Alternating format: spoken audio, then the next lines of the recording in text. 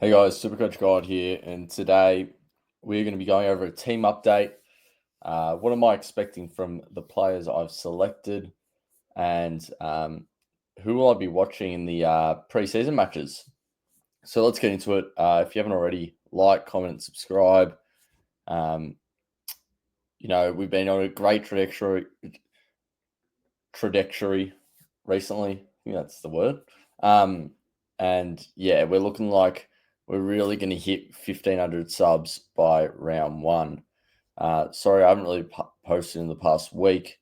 Been very busy with work and whatnot, but we're here now. Also, if you haven't checked out the video I did with DR a few days ago now, go check that out. It's a really good watch. We go over pods and which ones we like and whatnot.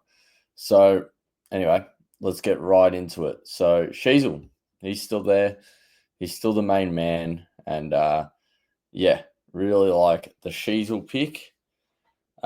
Next, we've got the Sire Wanganeen Millera. So Sinclair's gone down. So I'm picking this man because this man is an elite kick. He was in my first team, actually. He was in my first team. He's an elite kick, elite ball user, finds the peel off the half back line. Everything goes through him. And it will definitely all go through him now if Sinclair's not right for round one. Who knows? We still might pick Sinclair. But for the minute, I think NWM might be the player for us at the moment. Next, James Sicily. So Sicily, what is he? 530k. And yeah, I know people have concerns about him going to the forward line. I've said this before, but I don't think he will go to the forward line as much as people think. I think it'll be a very rare occurrence at an end of a game situation. Even a lot of defenders do it. Darcy Moore sometimes does it. I don't know, Josh Battle even sometimes does it when he played at Saints. I don't know, heaps of them do. But yeah, I think Sicily is a great pick. So for those three, I'm probably going Sheasel expected 120 average. Nasai Wangani Malira, I reckon he can hit the 110 mark, and Sicily 110 as well, or just over. And that would be some great results. Then we've got like Mills. Like everyone has Mills. I don't know many people that don't have Mills, but yeah, really like the pick now. Obviously not 100% locked in, but yeah, what can you do? Then we've got Sin. Yeah, I mean, an article came out the other day. Apologies, my bad. I don't really edit my videos, so you're just gonna have to cop that one. But yeah, Sin, 230k. I think, yeah. So there was an article that came out on Fox Sports about Josh Sin and how he's going to be the next Dan Houston, and Horn Francis and Wines were talking really highly of him. I don't know what to take from Horn Francis because he doesn't have ice baths. So, but oh well. Yeah, Sin really like the pick. So yeah, at the price for what position he's playing, I really like it, and he's not very highly owned. So yeah, give me that pod. He's kind of a pod. Travalia 170k. Really like this pick. Even though he's owned by everyone, and that's kind of the reason I have him. He can hopefully play a role for the Saints, and yeah, pump out some good scores. And then Zach Reed and Leak. Leak looks like he's more likely than Stone to take that backline spot. So we're going to pick him for now. And Zach Reed, I think he's going to play. I think it's almost certain now that he's going to play unless he gets injured, touch wood. But yeah, I think Zach Reed will play. And if he does, I think I'm going to pick him. So what am I expecting? I think for Mills, we're looking at about a 90, 95. We'll say like 93. We'll say 93. Sin, probably if he plays that role, the Houston role, you'd expect at least an 80. At least an 80. And then Travalia, not too sure what to expect, but for now we'll say like a 60 or 65 to 70. I think that's enough. And then Reed and Leak probably give him, I don't know, 55 or 60, and then Reed probably around the same. I don't see them scoring that much differently. But anyway, Butters 648K. I think, yeah, he's been in my side since day dot. He's one of the only ones that has been in my side since day dot, and yeah, he will continue to be because he's an absolute jet.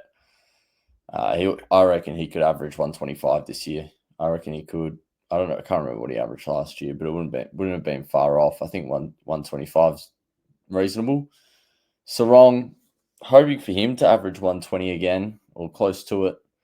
That would be really good for that price. Yeah, I think Sarong in the Pracky game, it seems like he dominated. So, yeah, I like him a lot. And then Ed Richards, 530K. Oh, and apparently Brayshaw played really well as well. So wouldn't say not to go him either. Ed Richards, 530K. Yeah, I think with Richards, it's close to a lock for me now, Ed Richards. I really like the pick. I really do.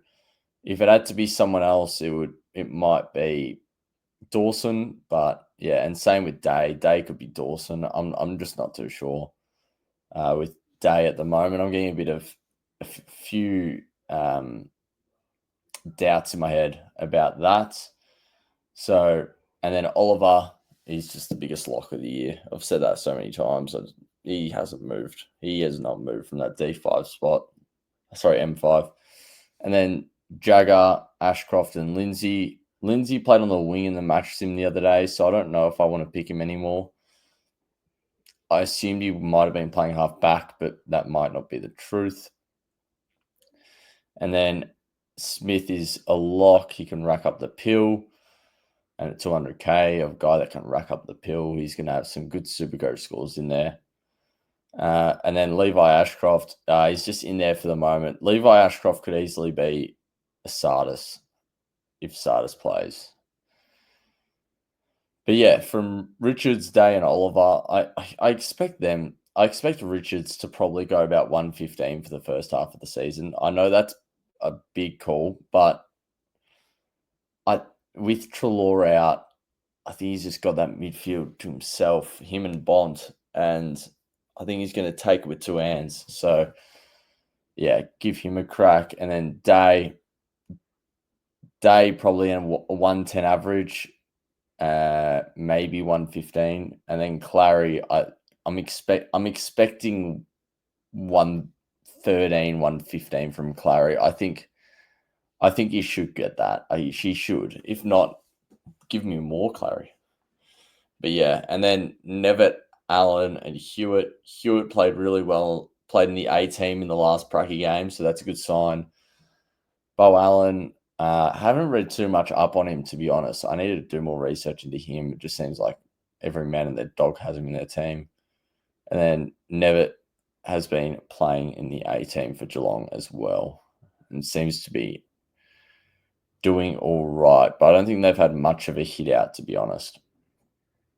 Then Rucks, Sherry, and Flynn. This was DeConning a day ago. Sherry was DeConning. But I'm not too sure. If I put DeConning in there, I have that extra 100K of space in my salary. And I don't know where to put that. And at the moment, I've just put it with Sherry. Because, yeah, I think, Sherry's a beast. Can Sherry get as many tackles as he did last year? Probably not. Can he improve his overall ruck game? Hopefully. But yeah, Matt Flynn's also just like, why do I do this? Why am I picking him? I don't know. And R2 as well. Look, there's a chance if he doesn't play, I'm going to put Boyd at R2 because it's going to be too much messing around with my whole team to find an extra 300k to get to Conning. And then Harry Boyd, yeah, he'll play well. I think he'll be all right.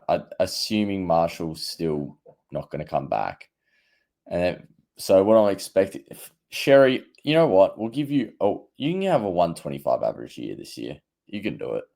You can do that. I reckon. Flynn, I reckon like 85 average for Flynn. And then Boyd, probably, I don't know, let's just say 60, 65, 70. I'm not too sure on Boyd.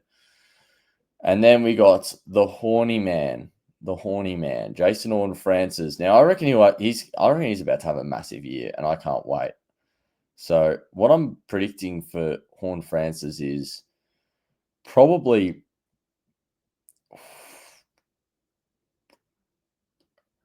110.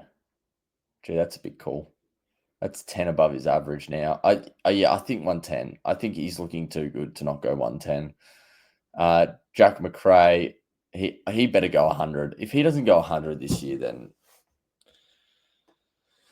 honestly, the only way he has impact in a game is if he gets 100 SuperCoach points. Like, he doesn't have much impact if he doesn't have like 30 touches. So yeah. And then Bailey Smith, we're probably hoping for a 95 plus average with Bailey Smith. And then Caleb Daniel, I reckon Caleb Daniel can hit the ton. I reckon he can average 100, to be honest.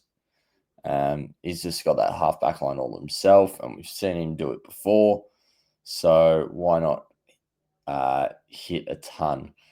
And then Marriage is a new investment in our side. I can't avoid or escape the comments on Marriage, and the people that are picking him just love him. He's playing the Shannon Hearn role. He's getting taught how to play the Shannon Hearn role by Shannon Hearn himself. I mean, it's too good at 220k. I think I'm just going to have to pick him. And then Tom Lynch. So this was Connor Stone, where Tom Lynch is, or I guess where Marriage got replaced by Connor Stone. But I think because Leak's got the advantage at the moment, I think that we're going to pick Tom Lynch at F6 and just have the two rookies on the bench. Now, whether they're going to be these two rookies, I'm not too sure. I think Marriage will average like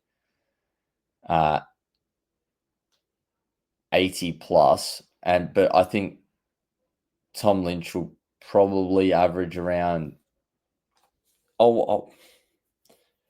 75, 80, 75. And then you got Erasmus and Davidson. Now, Erasmus, I'm still not too sure on him. I think they're going to play him. I think they have to play him to keep him. But yeah. And then Davidson, he's definitely playing round one. If he doesn't play round one, then I don't know. Just yeah. I honestly don't know. He will play round one though. He will. He absolutely will. And then we got Peatling at the flex, and that's been the same for a couple of weeks now. So Peatling, I could put anyone here. I could put bloody Ashcroft there. It doesn't really matter. It just looks nicer. It just looks nice having Peatling at the flex. But yeah, Peatling probably a 90 average would be nice. I think he's only meant to be just a guy to get you up to your next primo. That's all he is. Just trade him and a rookie, and you got a primo. So that's the team at the moment, guys. I just wanted to do a little team update. What's going on? I'll post a lot more this week. Tomorrow I'll post again. I'm gonna record tomorrow's video tonight, so I don't, I have so I can. Yeah, I'm just trying to plan everything at the moment. Trying to get some ideas for videos. It's really dry in the head up right now, so yeah, don't know what's going to happen for the next video. I could not tell you, but yeah, hopefully, I think we're getting some guests on in the meantime, in soon. So that's exciting. And yeah, I hope you all have a great day, and I'll see ya tomorrow. Peace.